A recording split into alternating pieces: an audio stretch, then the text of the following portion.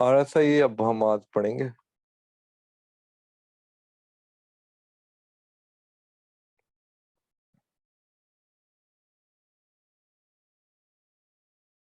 जिनको नहीं पता वो इस यहाँ से RSI लगाते हैं, क्योंकि कुछ न्यू बिल्कुल नए भी हैं यहाँ बीच में। और ये आपने जानना है, इंसर्ट में इंडिकेटर्स में चले जाना है, ऑसिलेटर में आ जाना है। यहाँ ये RSI रिलेटिव स्ट्रेंथ इंडेक्स, ये आपने लगानी है।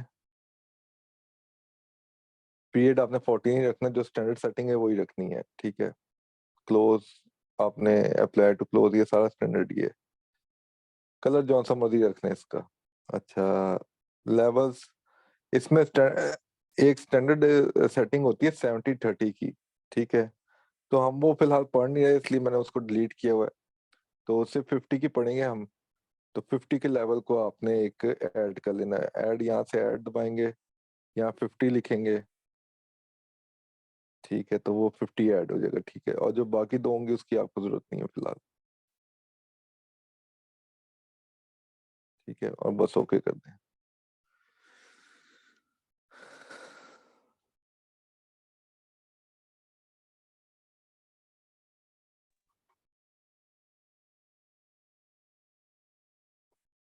चलें,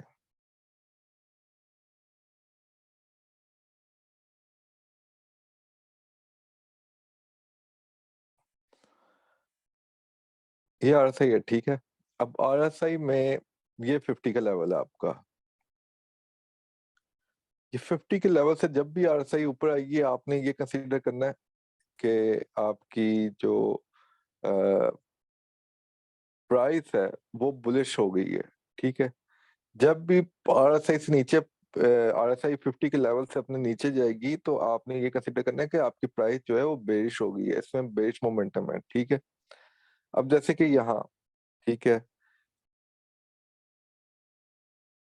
यहाँ जब ये मार्केट ऊपर गई है, ठीक है, आपकी यहाँ जो भी पहली कैंडल क्लोज हुई होगी, वहां से आपकी एक ट्रेड बनती है बाय की, और फिर ये मार्केट ऊपर गई है, ठीक है।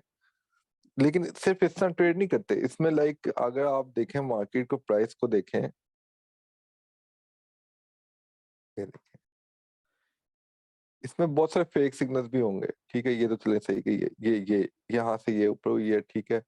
और यहाँ से कहीं आपने ट्रेड ली होती, थोड़ा सा ही ऊपर गई है, और यहाँ से अच्छा खासा ऊपर बता रही है RSI, लेकिन यहाँ से तकरीबन ये कोई 20 पिप 25 पिप गई है बस ऊपर, ठीक है। तो सिर्फ RSI की बेस पे ना ट्रेड नहीं ली जाती। RSI के साथ आपने मूविंग एवरेज को अटैच करना होता है, इससे, क्योंकि हमें एक चीज तो पता चल गई है कि मार्केट में इस वक्त बुलिश प्रेशर इन्वॉल्व है या बेरिश प्रेशर इन्वॉल्व है, ठीक है। तो अगर 50 के लेवल से ऊपर होगी तो ऑब्वियसली बुलिश प्रेशर इन्वॉल्व है, और फिर माइक म्यूट कर लें। अगर 50 के लेवल से नीचे होगी तो बेरिश प्रेशर इन्वॉल्व है।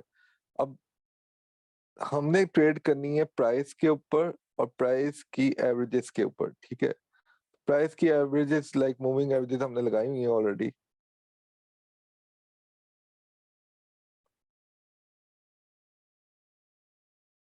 तो जब भी आपकी प्राइस, अब जैसे यहाँ देख लें, यहाँ प्राइस आपकी पहले ब्रेकआउट किया यहाँ, तो इसको ना क्लियर करते हैं, ठहरें। ये यहाँ ना आपको समझ नहीं आएगी ऐसे।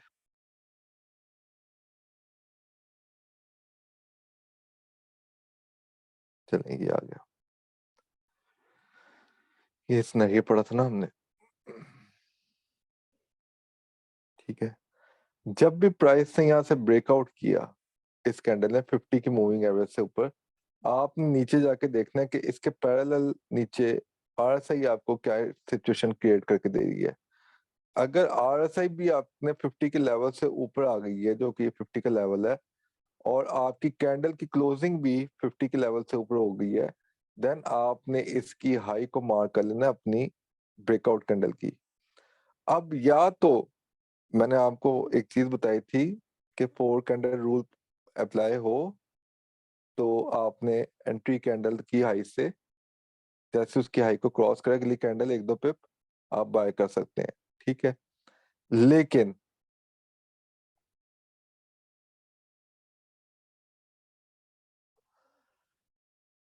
ये तो बहुत अच्छी ट्रेड होती है इसमें की, ठीक है, कि इसमें आपको तीन कंफर्मेशन मिल जाती हैं।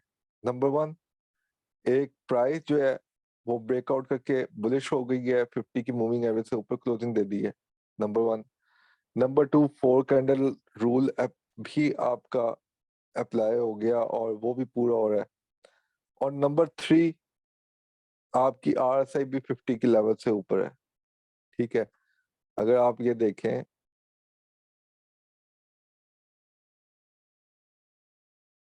जब इस कैंडल ने ब्रेकआउट किया है, ठीक है, आपकी आरएसआई 50 के लेवल से ऊपर थी, ठीक है।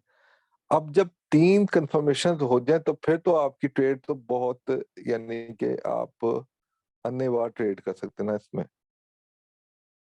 जस्ट लाइक, ठीक है, ये जगह से आपने ट्रेड कर सकते थे। लेकिन जरूरी नहीं कि हमने तीन कंफर्मेशन, तो एक बड़ी बेस्ट सिचुएशन आप समझ लें है, ठीक है, कि बड़ी बेस्ट सिचुएशन में हो तो लाइक तीन के तीनों कंफर्मेशन मिल जाएं तो बड़ी बेस्ट सिचुएशन है, आप इस पे ट्रेड ले सकते हैं। अब इस बेस्ट सिचुएशन का ये मतलब नहीं है कि लाइक आपने अपना लॉट साइज बड़ा कर लें, इतनी भी बात नहीं है। मनी मैनेजमेंट के साथ चलें, ये भी कभी कभार एसएल आपके हिट करा देती है, तो मनी मैनेजमेंट के बगैर चलेंगे, उसको फॉलो नहीं करेंगे तो ऑटोमेटिकली आपके एसएल बड़े से बड़े लगने शुरू हो जाएंगे। हम मनी मैनेजमेंट और ये ट्रेड मैनेजमेंट इस पे भी डिस्कशन करेंगे अभी आगे जाके, ठीक है। फिलहाल हम ना अभी स्ट्रेटेजी को थोड़ा सा रीड आउट कर लें।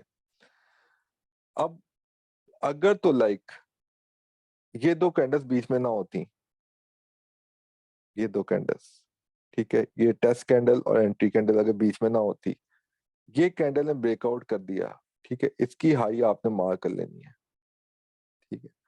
और नेक्स्ट कैंडल इसकी हाई को क्रॉस कर देती है एक दो पिप ऊपर, टू पिप्स ऊपर चली जाती, आप वहां से भी एग्रेसिव एक बाय की ट्रेड ओपन कर सकते थे, ठीक है, क्योंकि आपके पास दो कंफर्मेशन हो गई हुई है, दो टू कंफर्मेशन जो है ना वो आपके लिए एनफ है, ठीक है।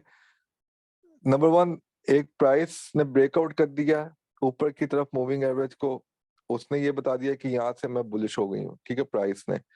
नीचे आपकी आरएसआई ने भी बता दिया कि आरएसआई भी बुलिश हो गई है, ठीक है, 50 के लेवल से ऊपर आ गई है। तो दो कंफर्मेशन भी आपके लिए एनफ है, ठीक है। आप दूसरी कंफर्मेशन जब आपकी मीट हो रही हो और अगली कैंडल इसकी हाई को क्रॉस ओवर कर दे तो आप वहां से भी बाय कर सकते हैं, ठीक है। और अगर आपकी ये तीनों कंफर्मेशन पूरी हो तो लाइक फिर तो बहुत अच्छी बाय है, फिर आप लॉन्ग टर्म अच्छा खेल सकते हैं इसके अंदर, ठीक है। यहाँ तक किसी का कोई क्वेश्चन है? आगे मैं बताता हूँ इसके।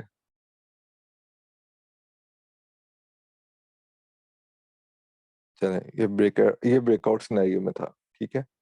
अब हम आ जाते हैं इसको टेस्ट सिनेरियो में आ जाते हैं। सॉरी सर, एक और चीज थी यहाँ पे। जी।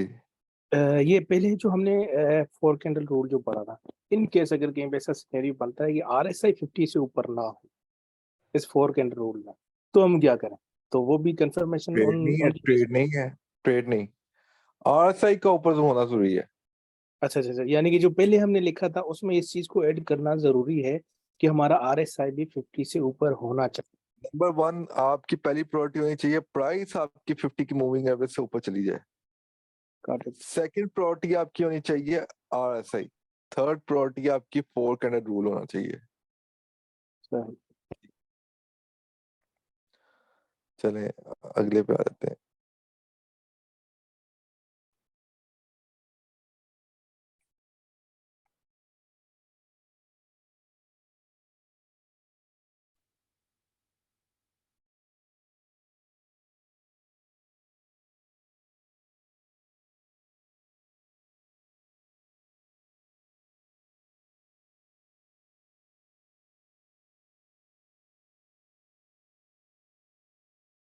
ये देखें, ये कैंडल ने ब्रेकआउट किया, ठीक है।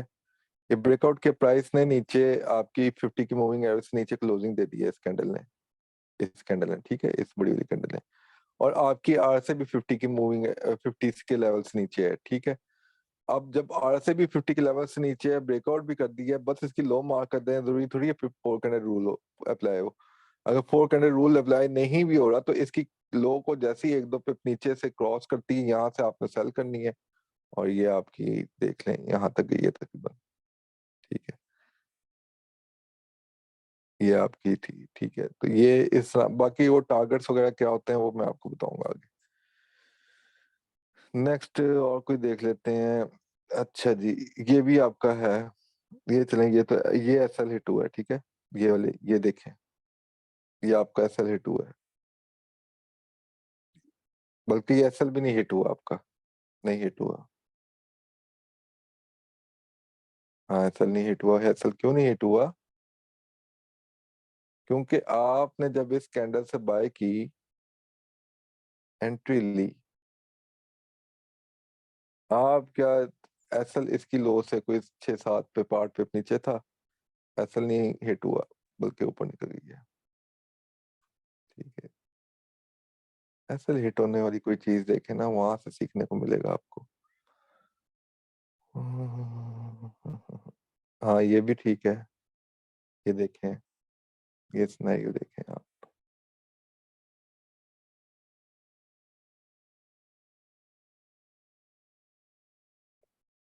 ये इसकी लो को जैसे एक दो पिप नीचे की तरफ क्रॉस किया, आपकी एंट्री आंखनी से ओपन हो गई, ठीक है, और फिर मार्केट नीचे गई, ठीक है।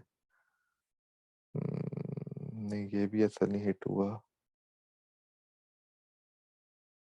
ये ऐसा हिट हुआ, सर छोटे ठीक टाइम है। पे हमें ज्यादा सलीट होंगे। हाँ जी पता नहीं, वो आपने छोटे टाइम फ्रेम में अभी नहीं जाना। अभी आपका 1 आवर 30 मिनट तक हम आपको प्रैक्टिस कराएंगे। अभी आपको जब छोटे टाइम फ्रेम में कन्वर्ट करना होगा तब तक आपका पूरा कोर्स कंप्लीट होगा, तब आप छोटे टाइम फ्रेम में कन्वर्ट हो सकते हैं। लेकिन तब भी नहीं हो सकते जब तक आपकी इस पे प्रॉपर ग्रिप ना हो जाए। अच्छा, सॉरी, इसमें मैक्सिमम आपने 30 मिनट से नीचे नहीं काम करना, 30 मिनट के टाइम फ्रेम से नीचे काम नहीं करना इस पे, जब तक आप कोई इस पे महीना डेढ़ का आप इस पे प्रैक्टिस करके अच्छे खासे प्रॉफिटेबल ना हो। अच्छा, अब लाइक ये आपकी हाई को इसने क्रॉस ओवर किया, ठीक है, और कुछ पिप्स देके नीचे की तरफ आ गई और आपका एसएल हिट हो गया। अब लाइक ये एक एसएल हिट हुआ है, ठीक है। अब एक एसएल हिट होने के बाद अब लाइक आप ये देखें, नीचे से यहाँ से आपकी सेल की ट्रेड भी तो बन गई है, ठीक है, ये देखें। सर इसमें एक और भी चीज आपने बताई हुई है, वो एसएल का, क्योंकि वेट नहीं करना था, जैसे उसने 50 को नीचे दोबारा ब्रेक इन किया है तो वहां पे हमने क्लोज कर देंगे अपनी ट्रेड। हाँ हाँ जी, लेकिन ये अभी आप इसको अप्लाई मत करें, अभी मैं आपको बताऊंगा ये आगे सारी चीजें। इसके पीछे रीजन ये होती है ना, जब आप 100-200 पढ़ेंगे ना तब आपको पता चलेगा कि इसके टारगेट्स क्या हैं, ये आगे क्या टारगेट को हिट करने जा रही है। क्या पता ये यहाँ इसके ना 100 की मूविंग एवरेज हो, ठीक है, क्या पता यहाँ 100 की हो या यहाँ ये 100 की हो, उसको वहां से रिजेक्शन लेके वो नीचे आ रही हो, ठीक है। तो ये जब आप 100-200 पढ़ लेंगे ना, तब ये आपको ये चीजें समझ आने लग जाएंगी कि ये रिजेक्शन कहाँ से पड़ रही है, क्यों पड़ रही है। फिर आपको अपना काफी ज्यादा एक्यूरेसी में बेहतरी आ जाएगी आपकी। ये जो एसएल हिट हो रहे हैं ना, ये आपके एसएल हिट होना बंद हो जाएंगे। अब यहाँ में फिलहाल हम 50 की पढ़ रहे हैं, तो उसके लिहाज से जो उसके रूल्स हैं उसको देखें। बाकी अब जैसे जैसे स्टेप बाय स्टेप हम आगे जाएंगे, ये सारी चीजें आपके सामने आने लगेंगी। अगर देखें यहाँ 100 नीचे है, फर्स्ट कहें 100 यहाँ ऊपर है, मैं मिसाल देता हूँ, ये 100 ऊपर है, ठीक है, एक सेकंड वेट कीजिएगा।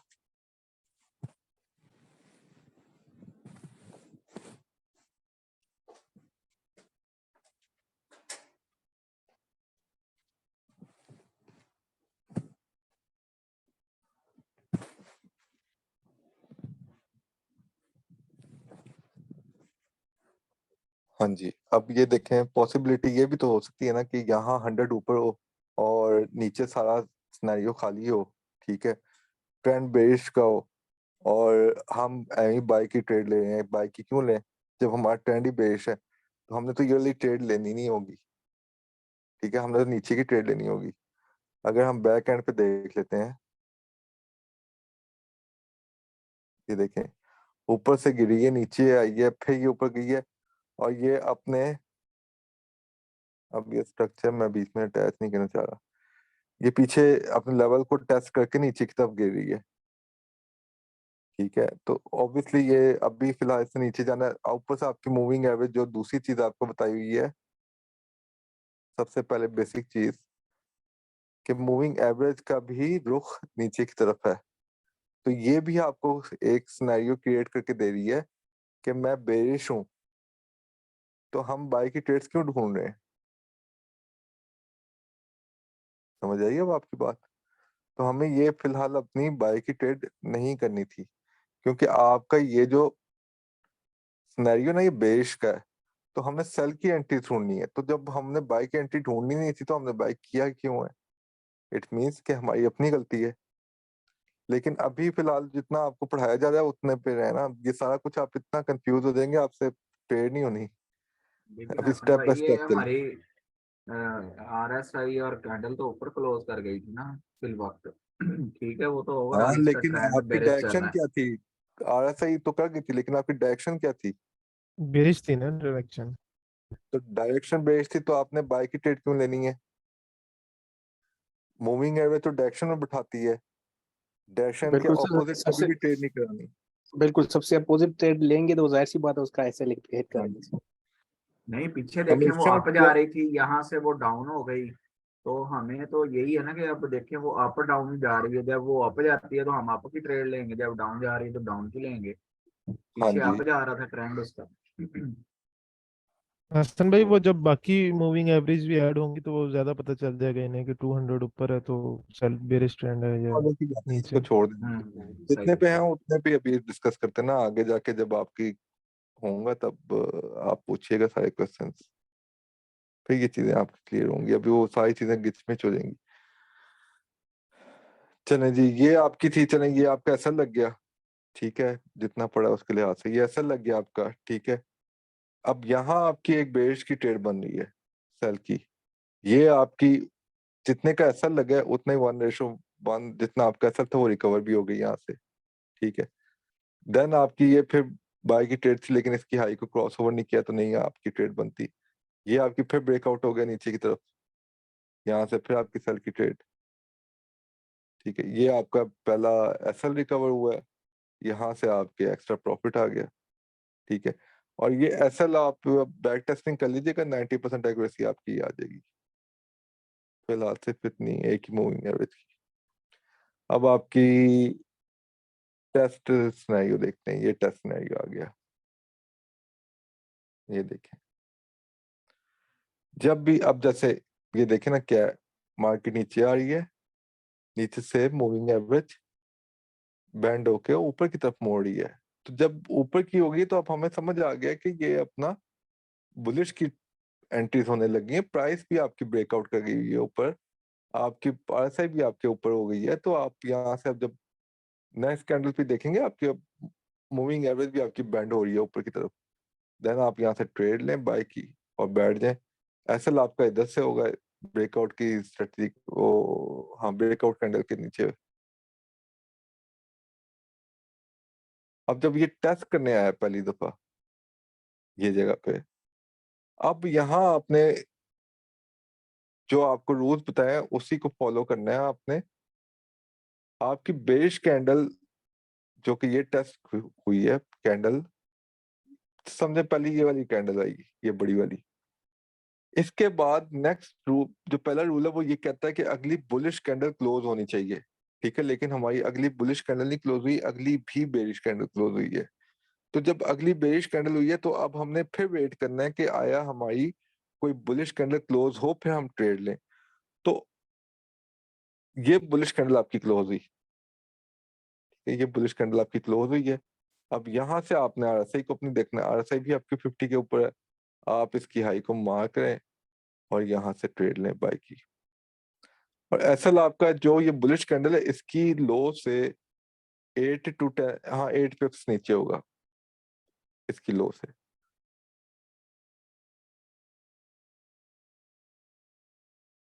इसी तरह ये देख लें, ये सिनेरियो, ये आपके, अब हमने सेल की ट्रेड देखनी है, ठीक है। आपकी मूविंग एवरेज की डायरेक्शन भी नीचे की है, ठीक है, क्योंकि आप, ये डायरेक्शन आपको बता रहा है कि सेल की डायरेक्शन है, तो सेल की डायरेक्शन हो तो हमने सेल की एंट्री ढूंढनी है।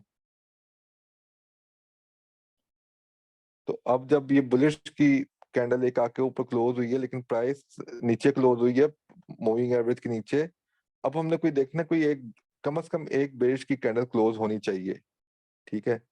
अब ये एक बेरिश की कैंडल क्लोज हो गई है इसके साथ नीचे।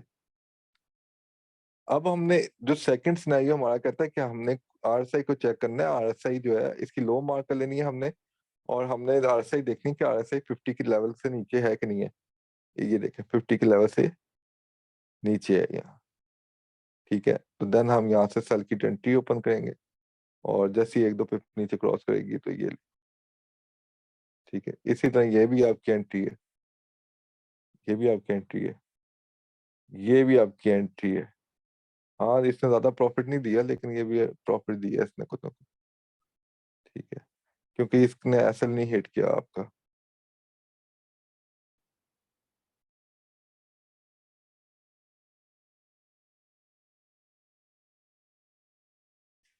एक सेकंड में ये पीछे करके चार्ट दिखाता हूँ।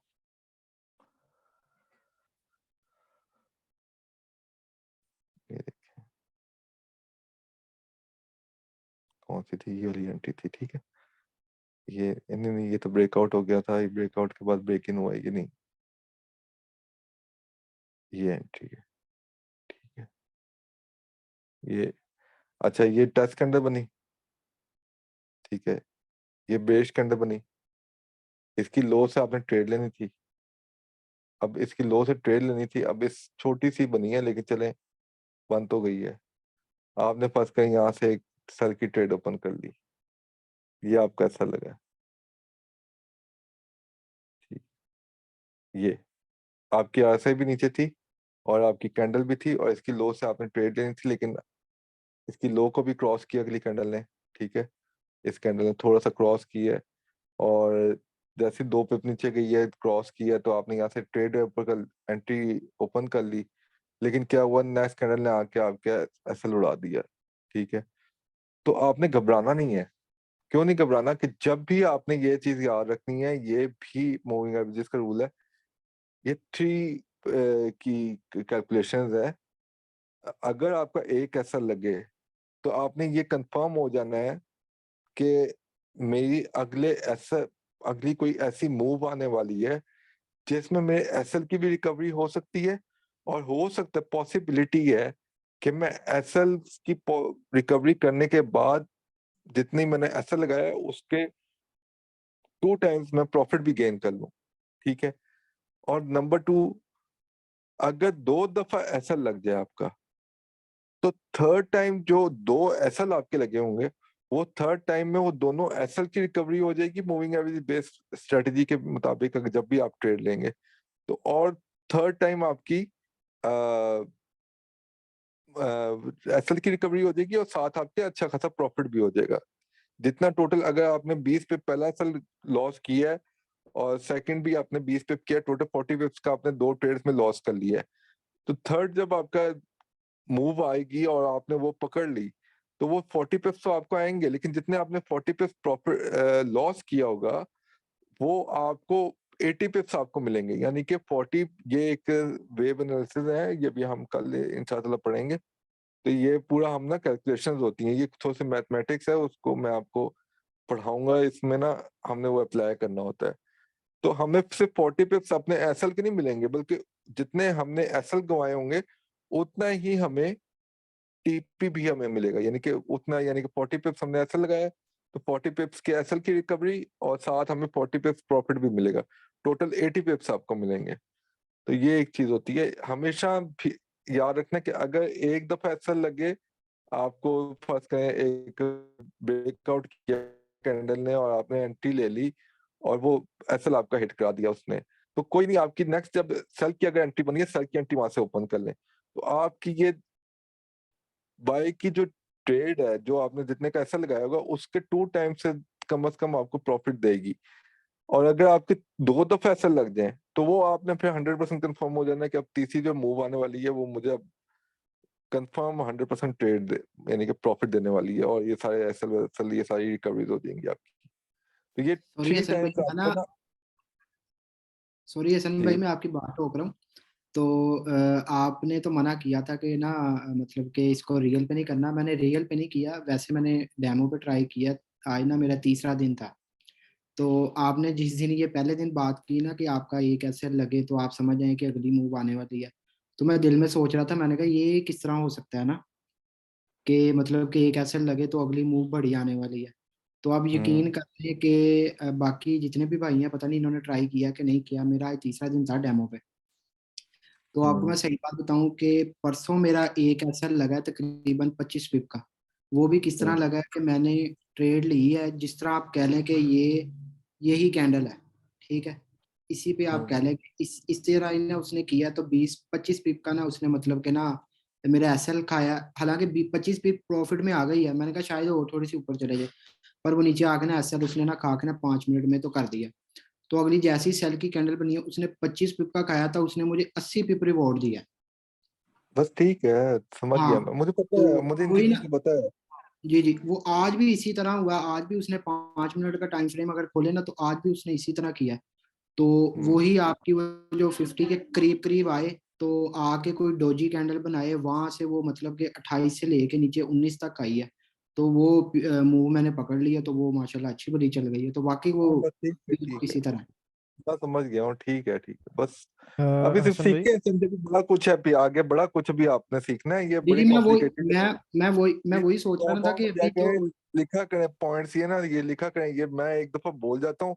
अक्सर कुछ ऐसी चीजें होती हैं जब आप सवाल कर रहे होते हैं तब मेरे दिमाग में आती है, मैं वो पढ़ाते वक्त ना कभी कभी वो चीज माइंड में नहीं रहती, भूल जाता हूँ, यानी कि आगे पीछे हो जाती है। तो जब आप क्वेश्चंस करते हैं तो मेरे लिए बेटर ये होता है कि वो चीज जब माइंड में आती है तो मैं आपको कन्वे कर देता हूँ।